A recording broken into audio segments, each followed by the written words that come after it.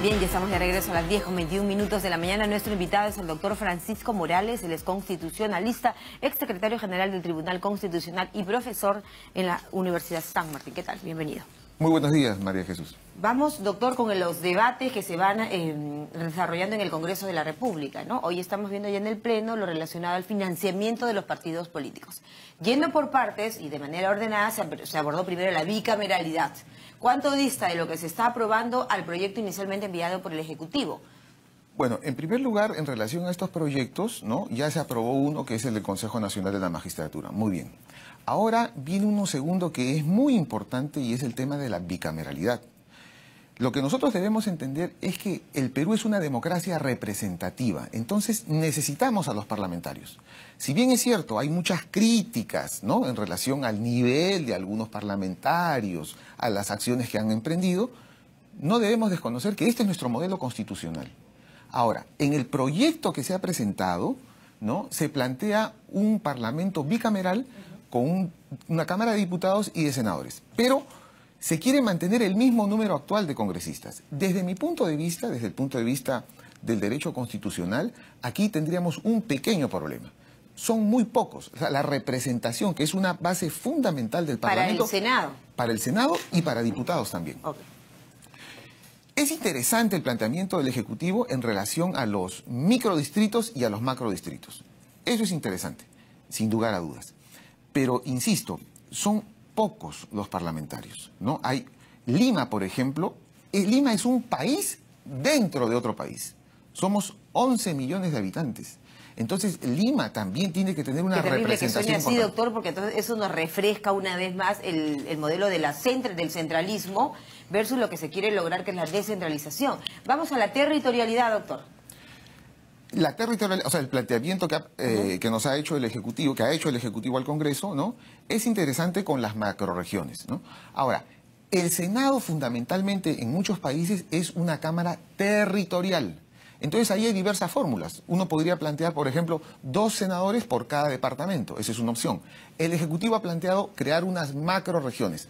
Ahora, ¿qué puede ocurrir con esas macrorregiones? Suponga usted que se juntan 3 regiones del norte.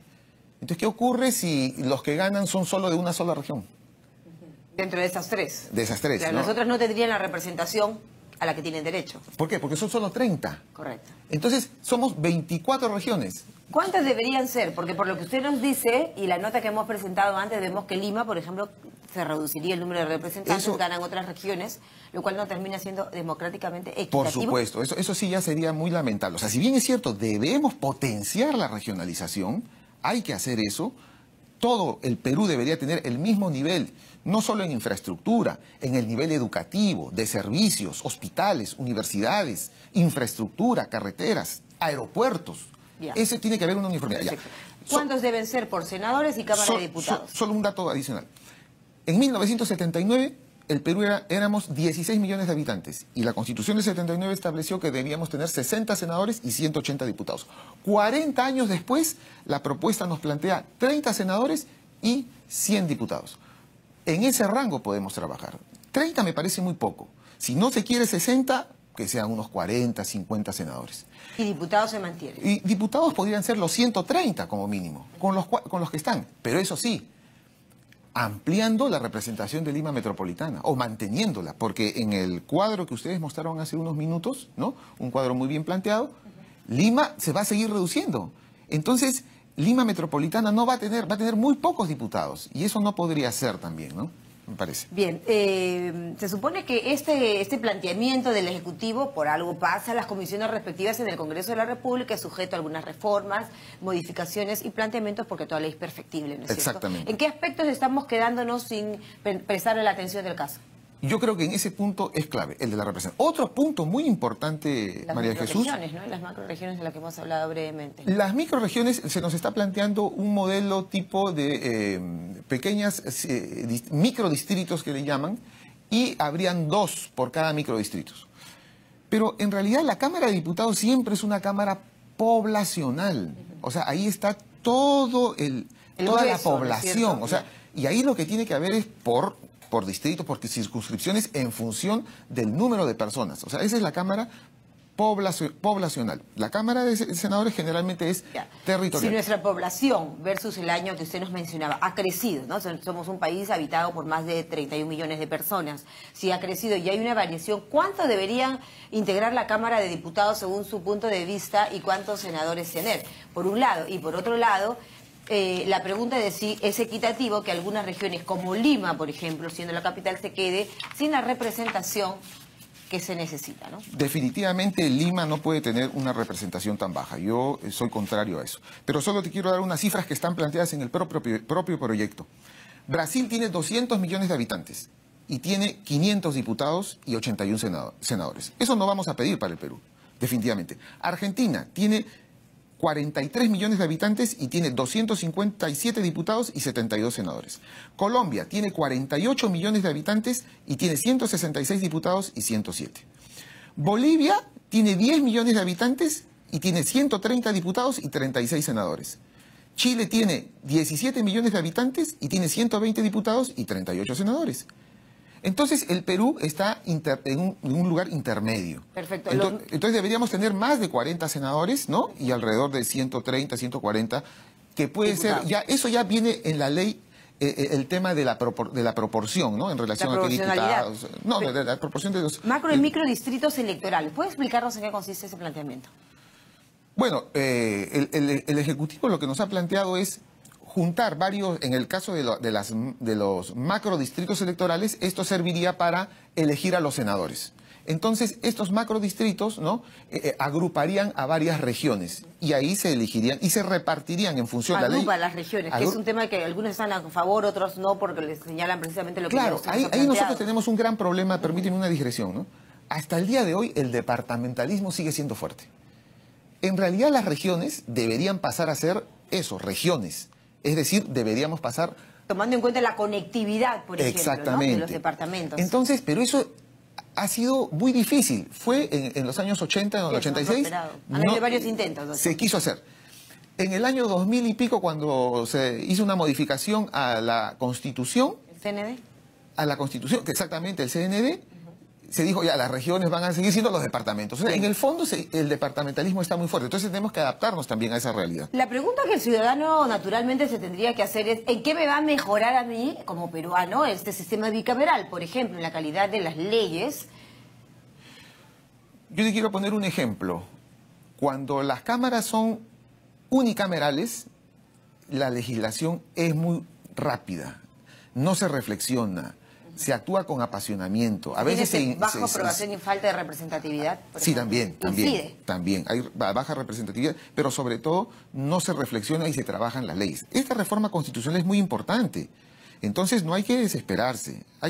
Si bien es cierto que modificando más de 40 proyectos. Y ahorita solo estamos hablando de la parte de elección, pero hay otro punto, es, como tú bien dices, ¿para qué? El ciudadano dice, ya voy a tener 2 cámaras, ¿para qué? ¿Van a hacer lo mismo? ¿Va a ser más gasto corriente? Van a hacer lo mismo, entonces hay que definir las competencias. Por ejemplo, una competencia que me parece que habría que conversarla, discutirla en el Congreso, deben trabajarla bien es, ¿cuál, doctor? Por ejemplo, si solo son 30 senadores, ¿correcto? Ellos son los únicos que aprobarían la ley de presupuesto. Entonces, el proyecto le está dando una serie de competencias al Senado. Por ejemplo, las leyes orgánicas, solo el Senado. ¿Qué harían los diputados? La Cámara de Diputados, por excelencia, es la Cámara que siempre ha visto los temas tributarios, por ejemplo. Siempre han aprobado los tributos. ¿Por qué? Porque es la Cámara poblacional, donde está la... Entonces, por ejemplo, en la anterior Constitución, eran las 2 cámaras las que aprobaban el presupuesto. Había una comisión bicameral de presupuesto. Aquí, solo 30 personas definirían el presupuesto de la República. Por lo tanto, tendrán que manejar un perfil, cumplir con requisitos... Porque se supone que la idea es mejorar la calidad de las leyes que emite también este Senado, la calidad de las leyes y la representación. O sea, hoy por hoy, hablar con un parlamentario, o sea, el ciudadano cuando quiere hablar con un parlamentario, es casi imposible. Entonces, debemos retornar a la esencia del parlamentario. El parlamentario se debe a su población, a sus electores. Por lo tanto, debe sentirse representado. ¿No pasa eso en la actualidad? No pasa eso, pues. Tiene que haber más parlamentarios. Perfecto. Quienes apoyan el tema de la bicameralidad señalan precisamente que mejorará el análisis de lo que se va a aprobar en el Senado, ¿no es cierto? Claro. ¿Qué perfil debe manejar un senador? Debe tener, cumplir. Exactamente. En primer lugar, ¿no? debemos tener personas, ¿no?, con una profesión, con una experiencia, ¿no? Si bien es cierto, puede ser que no tengan hasta ni siquiera una profesión, pero deben tener una trayectoria de vida, ¿no?, con la cual puedan aportar algo. Hay diversas fórmulas. Como nuestro modelo constitucional no establece un requisito de esta naturaleza, ¿no?, la edad es uno.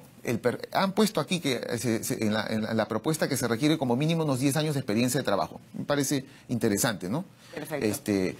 Pero sobre todo también es importante reconocer que debe haber una trayectoria política también. Política, no solo profesional, no, porque política. se ha señalado que tendría que tener una trayectoria a nivel profesional. La parte política es importante, ¿no? Es muy importante porque debemos pasar a un esquema en el cual existe el político profesional. O sea, eso también existe. Nosotros, como ciudadanos, le delegamos la representación y nuestro voto a personas que se profesionalizan y se preparan para gobernar. Perfecto, y el tiempo nos empieza a ganar. Sí. Vamos al otro tema rapidito, que es el financiamiento de los partidos políticos. ¿Debe modificarse el artículo 35 de la Constitución para el caso del financiamiento de los partidos políticos? Bueno, a la luz de los hechos, de lo que la población ha vivido y de las últimas campañas electorales y de este festín que ha habido en materia de financiamiento irregular, definitivamente sí se justifica una reforma constitucional en ese punto. El proyecto del Ejecutivo plantea dos cosas puntuales: la bancarización de todo lo que ingrese al partido político para la campaña y la rendición y la transparencia de lo que se gasta, ¿no es cierto?, tanto en el periodo ordinario como en el momento mismo de la campaña electoral. ¿Esto ha sido retirado por el fujimorismo? Yo entiendo que es una propuesta buena. Estoy de acuerdo con esa propuesta. Todo se debe bancarizar, okay, definitivamente, ¿no? O sea, eso es lo mejor. La transparencia, los tributos. Vivimos en una era de la modernidad, del Internet. Todo está en la red. Entonces, todo esto tiene que manejarse adecuadamente. Y rendir cuentas de todos los gastos, tanto en el periodo ordinario como en la campaña. Hay que rendir cuentas de todos los gastos. Ahora, el otro tema también interesante es si es público-privado. Nosotros estamos en una mixtura. Hay financiamiento público, habrá un poco de financiamiento público, pero también privado. Entonces, es un modelo interesante. Bueno, ¿y el público cómo debe manejarse? El público, incluso hay propuestas en otros países para retirar. O sea, los países europeos que han usado durante décadas el financiamiento público, han llegado, algunos teóricos, como por ejemplo el doctor Remotti de la Universidad Autónoma de Barcelona, han llegado a la conclusión de que a veces no conviene, porque cuando tú financias a un partido político, ya se convierte como una especie de entidad burocrática, y entonces el político se va olvidando del ciudadano, ya no lo necesita. Perfecto. Bueno, en lo que sí usted estará de acuerdo es en el tema de bancarizar, ¿no?, para formalizar, digamos, o podemos caer ahí en el tema de la necesidad de querer bancarizar todo, por muy chico que sea el presupuesto. Bueno, también recuerda que también hay el manejo de cajas chicas, hay montos que requiere el candidato inmediatamente, hay que comprar, no sé, el fiambre, o sea, tampoco hay que exagerar, ¿no? Siempre con una proporcionalidad y razonabilidad, pero montos gruesos, montos grandes, ¿no? Sí, no. Ese tema se ve en el Pleno, así que vamos a tener espacio para poder conversar sobre el mismo. Francisco Morales, constitucionalista, exsecretario general del Tribunal Constitucional y catedrático, estuvo con nosotros. Gracias. Muchas gracias, María Jesús.